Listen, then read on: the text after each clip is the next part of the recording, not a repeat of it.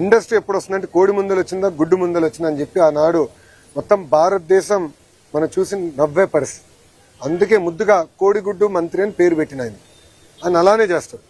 ఆయన 5 సంవత్సరాలు ఒక్క పరిశ్రమ తీసుకురాక ఉన్న పరిశ్రమలు తరిమేశాడు ఆయన. మీరు చూడండి, అదాని డేటా సెంటర్ 2019లో మేము శంకుస్థాపన చేస్తే అది రానికుండా చేశారు. ఇంకో పక్కన ఫాక్స్కాన్ తరిమేశారు, ఫ్రాంక్లిన్ టెంపుల్టన్ తరిమేశారు, అమర్ రాజా బ్యాటరీని తెలంగాణ తరిమేశారు. ఈ రోజు మేము అధికారంలోకి వచ్చిన 2 సంవత్సరాల్లోనే భారతదేశంలో 100 రూపాయలు పెట్టుబడులు వస్తే 25 రూపాయలు ఆంధ్ర రాష్ట్రాన్ని ఎత్తుక్కుంటూ వచ్చే విధంగా చేశాం. అది తట్టుకోలేక గౌరవ హోంమంత్రి గారు ఆమె వేసుకున్న బట్టల పైన అట్లా మాడటం చాలా చాలా బాధాకరం. అంటే ఇక్కడి నుంచి అక్కడ నడిస్తే 1 కేజీ బరువు తగ్గుతారని ఎగతాళి చేస్తాం, చాలా చాలా బాధాకరం. నాకు బాధ ఏంటంటే మొన్న ఒకరు చెప్పారు, జగన్మోహన్ రెడ్డి అంట గుడివాడ అమ్మర్కి ఫోన్ చేసి చాలా అద్భుతంగా చేసామని చెప్పాడంట. అంటే ఎక్కడ పోతున్నారండి వీళ్ళు? జగన్మోహన్ రెడ్డి గారు నేను సూటిగా ఒక విషయం ప్రశ్నిస్తున్నాను. ఇదే విధంగా మేము భారతిరెడ్డి గారి గురించి మాట్లాడినా, మీకున్న 2 కూతుర్ల గురించి మేము ఇదే విధంగా మాట్లాడితే మీరు ఇట్లనే మాకు ఫోన్ చేసి సభాష్ బాగా మాట్లాడని చెప్తారా? సూటిగా ప్రశ్నిస్తారు. ఇదేనా మీరు మహిళలకు ఇచ్చే గౌరవం? అధికారంలో ఉన్నప్పుడు మా తల్లిని అవమానించాడు, బ్రహ్మణిని అవమానించాడు. మేం తిరిగి అధికారంలోకి వచ్చిన తర్వాత మా కార్యకర్త పొరపాటున భారతిరెడ్డి గారి గురించి ఒక మాట అంటే సోషల్ మీడియాలో పోస్ట్ చేస్తే అతను క్షమాపణ చెప్తామే కాదు, అతన్ని జ్యుడిషియల్ రిమాండ్కి పంపించిన ఘనత కూటమి ప్రభుత్వం. అది మాకు మహిళల పట్ల ఉన్న గౌరవం. ఇప్పుడు ఒక రౌడీ షీటర్కి, ఒక ఫ్యాక్షన్కి, ఒక గొడ్డలి పార్టీలో ఉన్న గొడ్డలి బ్యాచ్కి మహిళల్ని గౌరవిస్తానే తెలియదు. అందుకే చెప్పా, జగన్ పేరులో జీ అనేది ఉంది కదే, గొడ్డలి. సొంత బాబాయిని లేపేశాడు.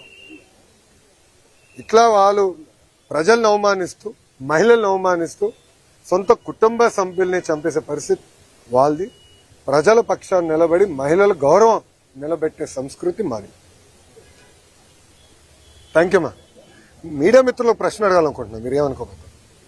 నన్ను మీరు ప్రశ్న అడుగుతారు, కానీ పులివెందుల ఎమ్మెల్యే వైజాగ్ వెళ్ళినప్పుడు మీరు ఒక్క ప్రశ్న అడగరే. అంటే మీరు అడుగుతున్నాడా, ఆయన పారిపోతున్నాడా, లేదంటే మీరు అడగరా?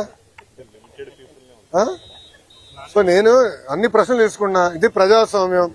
అధికారంలో ఉన్న వాళ్ళు, ప్రతిపక్షంలో ఉన్న వాళ్ళు అన్ని సమాధానాలు చెప్పాలి. కరెక్ట్. ఆయన ఎందుకు చెప్పడబ్బా? దయచేసి అడగండి. ఆయన ఎప్పుడు పారిపోతున్నాడు? 100%. నేను చెప్పిన జగన్ ఎన్ని జనంలో ఎత్తినా డిఎస్సీని ఆపలేడు రాబాయ్.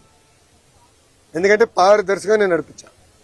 గతంలో పడిన కేసులని తీసుకుని ఏ ఇంజిన్లో పెట్టి ఏ కారణాల వల్ల కేసు పడినాయి, సబర్బాల్ జడ్జిమెంట్, హారిజాంటల్ వర్టికల్ రిజర్వేషన్ అంటే ఏంటి, ఎందుకంటే వెరీ కాంప్లికేటెడ్ సబ్జెక్ట్ అని నేను ముందర నేర్చుకుని స్టడీ చేసి పర్ఫెక్ట్ నోటిఫికేషన్ వేసి భారతదేశ చరిత్రలోనే ఎక్కడి జరగని విధంగా మేము నోటిఫికేషన్ చేశాం. అందుకే 150 రోజుల్లో 16,000 టీచర్ పోస్టులు భర్తీ చేశాం. మళ్ళీ టెట్ ఎగ్జామ్ జరుగుతుంది, డిఎస్సీ నోటిఫికేషన్ ఇస్తాం, మళ్ళీ డిఎస్సీ ఎగ్జామ్లు జరుగుతాయి, మళ్ళీ టీచర్ అపాయింట్మెంట్లు జరుగుతాయి. దాంట్లో ఎలాంటి సందేహం లేదు. మేము సాక్షి క్యాలెండర్ ఇవ్వట్లేదు, జాబ్ క్యాలెండర్ ఇస్తున్నాం. 10,000 ఉద్యోగాలతో జాబ్ క్యాలెండర్ ఇస్తున్నాం. దయచేసి నిరుద్యోగ యువకులు చెప్తున్నా, there is something called vertical horizontal reservation. First time horizontal reservation అమలు చేశాం. అది తెలుసుకోవాల్సిన బాధ్యత మీ పైన, నా పైన ఉంది. ఇది హారిజాంటల్ రిజర్వేషన్ పాటించకపోతే సబర్వాల్ జడ్జిమెంట్ అనేది ఉంది. ఆ జడ్జిమెంట్ అడ్డంగా పెట్టుకుని ఈ వైకాపా పార్టీ మళ్ళీ కోర్టులో వేసి స్టే తీసుకొస్తారు. ఈ వైకాపా పార్టీకి చెందిన నాయకులే 240 కేసులు వేశారు స్వామి. 240 కేసులు వేశారు. దాంట్లో 43 కేసులు ఇప్పటికీ కోర్టు డిస్మిస్ చేసింది, మిగతా అంతా హియరింగ్ చేసింది.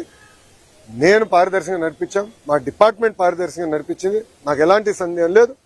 ఫుల్ ప్రూఫ్ గా చేశాం. అండ్ వాస్తవంగా మీరు చూస్తే 5 సంవత్సరాలు జగన్ అధికారంలో ఉన్నప్పుడు ఒక డిఎస్సీ చేయాల, గ్రూప్ 1 నోటిఫికేషన్ ఇవ్వాల, గ్రూప్ 2 నోటిఫికేషన్ ఇవ్వాల, జాబులు భర్తీ చేయలేదు.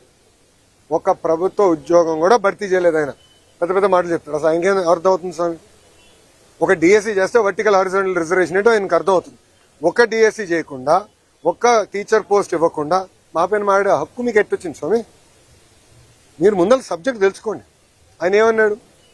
అసలు ఎక్కడ మేము రిజల్ట్స్ బయట పెట్టలేదు, ఏం లేదు. మళ్ళీ ఆన్లైన్ ఆయనే ఓపెన్ చేసి చూపించాడు ప్రెస్ మీట్లో. మీరు చూసారా లేదు? ర్యాంకులన్నీ మళ్ళీ ఆయనే చదివి చెప్తున్నాడు. మళ్ళీ అది ఎక్కడి నుంచి వచ్చినట్టు ఆన్లైన్ కదా. అంటే ఒక అబద్ధం 10 సార్లు చెప్పి నిజం చేసాం ఆయన ప్రయత్నిస్తున్నాం. ఇప్పుడు మళ్ళీ కులం కూడా తీసుకొచ్చాం. దౌర్భాగ్య స్థితి అని అంటే 2014 నుంచి 19 ఇట్లనే వాళ్ళు ఏం చెప్పారంటే ఒకే సామాజిక వర్గానికి చెందిన వాళ్ళందరినీ డిఎస్పీ చేశారు. ఆనాడు ప్రజలు నమ్మారు. వాళ్ళ అధికారులకు వచ్చిన తర్వాత మేము శాసనసభ సాక్షిగా ప్రశ్న అడిగాం, ఎంతమంది డిఎస్పీలు ఆ సామాజిక వర్గానికి చెందిన వాళ్ళని ప్రమోట్ చేశారు. తిరిగి చూస్తే 4-5% ఉంది. మళ్ళీ ఆ రోజు అబద్ధం చెప్పినట్టే కదా వాళ్ళు. ఇప్పుడు కావాలని ఒక పెయిడ్ బ్యాచ్ పెట్టుకున్నాడు. ఒక రిటైర్డ్ పనికిమాల ఐఏఎస్ ఆఫీసర్, ఆయన రాష్ట్రానికి ఎలాంటి పని చేయని వ్యక్తిని తీసుకొచ్చి పెట్టి ఒకే సామాజిక వర్గానికి చెందిన వాళ్ళందరికీ స్పోర్ట్స్ కోటా కింద ఇస్తానన్నారు. ఇప్పుడు మేము బయట పెట్టి ఆ మనిషి ఎక్కడున్నాడు? క్షమాపణ చెప్పాలి కదా. చెప్పమనండి ఇప్పుడని. అంటే అబద్ధాలు చెప్పి మా పైన బురద జల్లి పారిపోతున్నారు. నేను ఇక్కడ నుంచి ఉన్నా కరెక్ట్గా జగన్ ఇంటికి నేను తిప్పి కొడితే 200 మీటర్లు కొట్టలేను. I'm ready for debate any time. రమ్మని చెప్పండి. I'm ready for debate and discussion. అంతేగాని ఏసీ రూముల్లో కూర్చుని మాకు లెక్చర్లు ఇవ్వాల్సిన అవసరం లేదు. వాస్తవాలు ఉంటే బయట పెట్టండి. ఒకటని నిరూపించాడా? అయ్యా 240 కేసులు వేసాం, ఎందుకు ఆపలేదు డిఎస్సీ ప్రాసెస్? పారదర్శకంగా నడిపించాం. స్పోర్ట్స్ కోట కూడా పకడ్బందీగా నడిపించాం. మేము కమిటీ కూడా పెట్టాం. ఎవరికైనా అన్యాయం జరుగుంటే మీరు ఇలా కమిటీకి చెప్పండి.